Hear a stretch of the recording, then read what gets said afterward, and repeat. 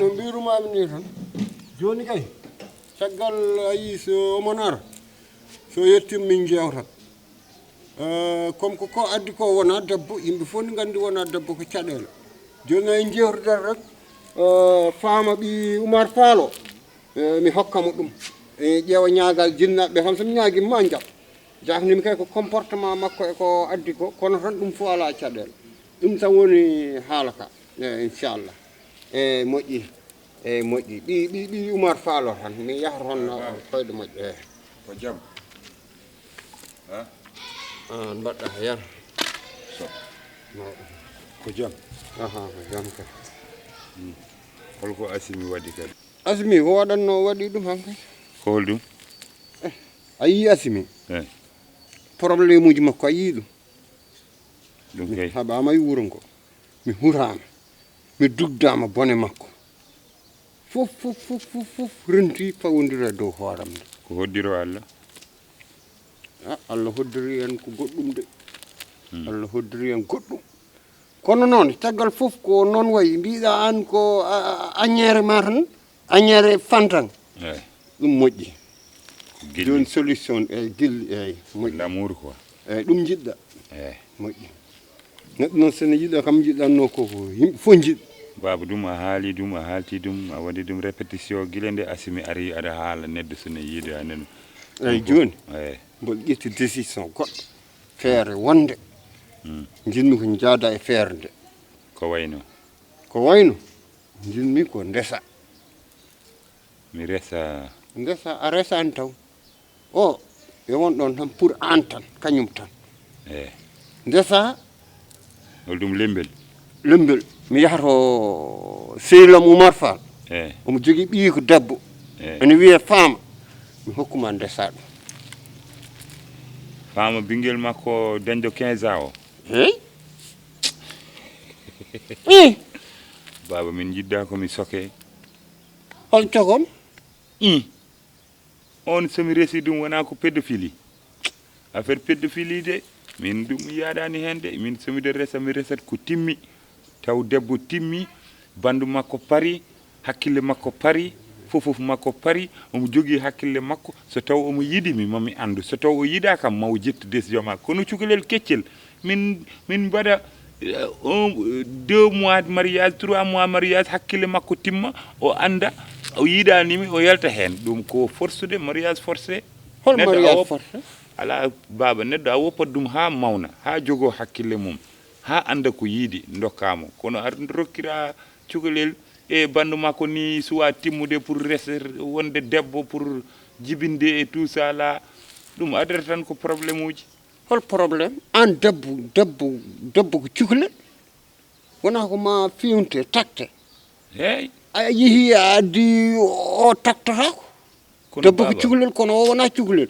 sa hokkama cukalel taktoɗa ɗum e maadi ma wona ɗo ene defana min ene yahay yangueji julɓe ene yahaydi mawlunaji e dayiraji ɗi to banggue julɓe tawa kadi kala ko julɓe mbaɗata noon a waɗa ene murno ɗum woni sohna daña sohnaji tan moƴƴo taw ko jirtaniɗo mbete ma dañ ɓesgu barkingu yer ɗum de mbirumi noon ma won reedu Asimi ma won reedu de min gonimo mine makko fof min parani tan pour o wona reedu kono somin pari tan o wona reedu probléme deuxiéme o woni holɗum min mi wawa resde mi resa mo ganduɗa suwa mawnude taw ko cukalel keccel a faami ɗum ko mariage forcé baba mi haalnima ete ɗiɗon mariage uji foti ko gasde neɗɗo ko ma namde so taw yiidi so yiiɗi rese so taw yiiɗa woppe ha mawna 15 ans suwa timmude debbo kay ko ma yetto 18 ans 20 ans en ganda oɗo bandu makko pari pour jibinde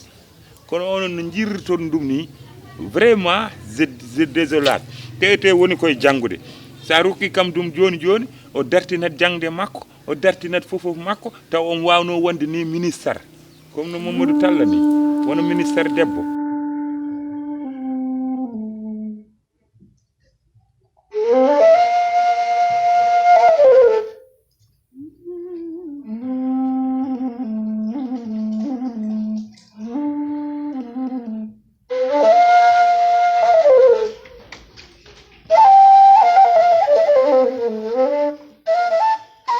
waaye ndaw si soxna si boobu ba léegi maa ngi lay topp di la jollu mbeer di la woo hee hoo rek booba xanaa danga ma bonjour papa. xanaa danga déggul li ma lay wax bopp xanaa danga dul wolof. Moi je n'ai pas entendu quelqu'un saluer. Oh, moi je ne comprends pas ça. Si tu fais ho-ha là, peut-être tu es appelé ho-ha. Moi je ne m'appelle pas ho-ha. Excusez-moi bal maq. Je pensais même que tu parlais chinois. Ho-ha là, c'est chinois non? déggoo wolof. Je comprends pas papa. pulaar ngay wax wala. un peu pulaar. français nag. Voilà, tu parles français d'abord. man nga cee ñoŋ-ñogal tuuti. Français c'est bien, moi je parle français. bon damaa bëggoon ñu waxtaan ndax nag diir bi ma lay gis lu ci dëkk bi booba léegi yàgg na wax ju nekk nag nit ñaa ngi lan koy sotti damaa xam naa ni dañ laa xamut ndax melokaan bi nga leen indil xëy na moom la ñu mënta découvrir xamuñu la moo tax baat bu ñaaw bu ne ñu koy teg sa kaw der waaye man yaakaar naa ne bu ñu waxtaanee dinañ juboo Côte d'Ivoire nga nekkoon Côte d'Ivoire googu mbooleem dégg nga maam jamonoy guerre ba bi ñuy jàpp Gbagbo awaa ñu koy jàpp lépp daanaka bal yu bari sama kaw la soteeku yàgg naa fa am naa fi fanweeri at ak juróom-ñaar guerre bee tax ma replié wu daal di ñëw au nom de Dieu li ma indi fii nag ci Fuuta gi ma yàgg fi lool ci loxo Malal Tall la jaar Malal Tall ñëpp ci ko ne Malal Tall international rappeur bu mag la ñu dëkkoon fële mu boole mag da nga maam doomi baayam ñu naan ko Racine Mamadou Tall googu xamoon sama liggéey li ma daan liggéey ci fóori mburu di leen consommer di leen jox da nga maam jamono ji ñuy nekk à l'époque di jàng ci mburu ma leen daa lakkal ci silwise mu ne ma mbaay foog jaar di nga ñëw Fuuta ndax nag moom daa bëgg dëkkam luy njariñ ci lu baax bëgg na ko dëkkam mu ne ma ñëwal ma daajal la ay fiilu mburu nga taxaw di liggéeyal waa dëkkam ndax dafa bëgg moom Mamadou Tall dëkkam ma gis nag baat bu ñaaw bu ne ñu la koy sànni li tax ñu la koy sànni dañ laa napp dafa am ñu la bëgg te bëggoo leen ñu lay loolu nañu mel buñ la bëggee te bëggoo leen ñu yàq sab der naan da ngaa ndróog góor ak da ngaa ci ab wëyu nga baal ma ci wax bi càgga ngaak lu ne ñu ngi la koy wax ma bëgg nga bay waaw. Tout ce que tu as parlé ici là, on dirait que tu es en train de faire la guerre avec le vent. Dites-moi. Moi je pensais que tu es en train de décorer mes couleurs parce que j'ai vu que tu es en multicolore là. Je pensais que tu me décorais comme ça. Moi, je connais toute la population. Là tu commences à... Moi, je connais toute la population de Fouta. Rancunier yi tu as vu xam naa leen xasida yi xam naa leen ongul yi xam naa leen moi je défie quand je vous prenez une four au xasida reprendre pour yàq le four. Est-ce que tu as connais le message? Non, je ne connais pas. Moi, Mbaye, habite à Touba. Touba. Touba. Tu connais Serigne Touba? J'ai entendu parler de Darou Touba. Salam, Darou Minan, la Baye Fall. Là où les gens parlent Magal. Magal de Touba. Ok. Serigne Touba, Gabon, Mayombe, tout reconnaître le monde. Ouais. Moi, habite à Touba, revenir à Fouta pour chercher le four, pour léguer si four dans le manam. Pour travailler, chercher le four mburu, tapalapa, noyabès, tout dans le recrutement de la four, dans la farine. Okay. Tu connais. Travail four mburu. Tu connais four mburu? Tu travailles. Maintenant, excusez-moi. Il y a beaucoup d'ennemis pour toi. Moi, Si. mes ennemis. Si. Il y a beaucoup d'ennemis pour toi. Chaque jour, tu as fait, je replie où les ennemis, tu as fait, le regarder, il parle de wax ju ñaaw. C'est quoi? Wax ju ñaaw, maanaam wax ju fleurer pour toi. De mauvaises paroles. Mauvaise parole pour Ok, toi. toi, tu parles des gens quand je passe là. Quand les habits, mauvais, Ça là. le coiffure, mauvais comme garçon, il y a tout. Chaque jour, les garçons, quand vous le sortez, parle Ah. de paroles de méchants pour Tu toi. veux dire, moi quand je passe, les gens parlent de moi.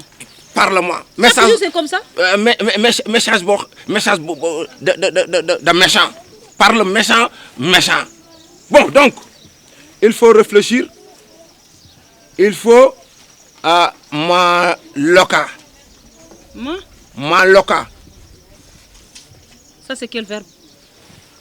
Ça, c'est quel verbe? Ah, maloka. Comment t'appelles-tu? Moi c'est Assimi Fanta. Assimili Fanta. Moi, Non, c'est pas Assimili. Assimi Fanta. Assimili Fanta. Non, Assimi Fanta. Oh papa, Assimi Fanta. Bon, en tout cas, il faut le réfléchir. Il faut le réfléchir. Chaque jour, réfléchir pour les gars, pour les garçons. Chaque jour, parle de méchant pour toi. Comme garçon, comme vorin, regardez les habits, décorrects. Donc, chaque jour, Ça c'est pas bon. ça chef ça bon. Ça. Les garçons, dis-moi. Les gens disent que, ils t'ont dit que moi je ne porte pas de bons habits. Si. Ils sont jaloux de moi. Ouais, jaloux.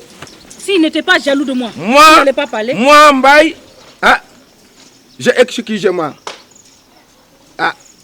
Bon. Les chevaux, bon. Faut que comprendre les gens. Est-ce que tu as vu? Si les gens ne me comprennent pas, pourquoi moi je vais les comprendre à ma place aussi? Je fais comment? Je ne les comprends pas. Si je passe, ils n'ont qu'à parler. Si je reviens, ils n'ont qu'à parler. Assimi Fanta, porte ça, fais ça. Ce qu'elle veut, c'est comme ça. Il faut réfléchir, Fanta. Réfléchis, c'est quoi là? Les garçons, J'espère que toi, tu ne fais pas partie. Hein? tu n'es pas. Tu ne fais pas partie de ces gens-là qui parlent. Parce que si tu me dis réfléchis, donc je dois changer complètement. Là. C'est pas possible. Pas moi. Pas moi. Les garçons de village. Ouais, j'ai compris. Pas moi. D'accord, merci papa. Si c'est comme ça. Jërëjëf. Si c'est comme ça. Parce que toi, tu m'as parlé les garçons là. Ah, ils n'ont qu'à venir. Jërëjëf. Donc, moi, je vais partir. Jërëjëf loolu rek laa la doon wax nga defaraat sa toogaay koo ciy waxal du xam liñ lay wax mu ngi defee ne man la te man dama ko doon dimbali rek ndax nit ñi ko sëkkatal ci réew mi dëkk bi mais koo ci waxal ba dee ni mujj laa sippi cooli Assimili Fanta gars yi kay duñ la bàyyi xool ko tàddu réew yi ceey waay moom daal nag te nag weenam yi moom it mel ni kuy nampali astafurlah sax weenam yi rëy na de xanaa da koy pompe dégg naa waa Côte d'Ivoire dañuy pompe ween di pompe aas moo tax ku fëkk dem Côte d'Ivoire xam naa ween yi la ko gars yi toppee yaa maa ngi ca bitig ba xaaral ma dem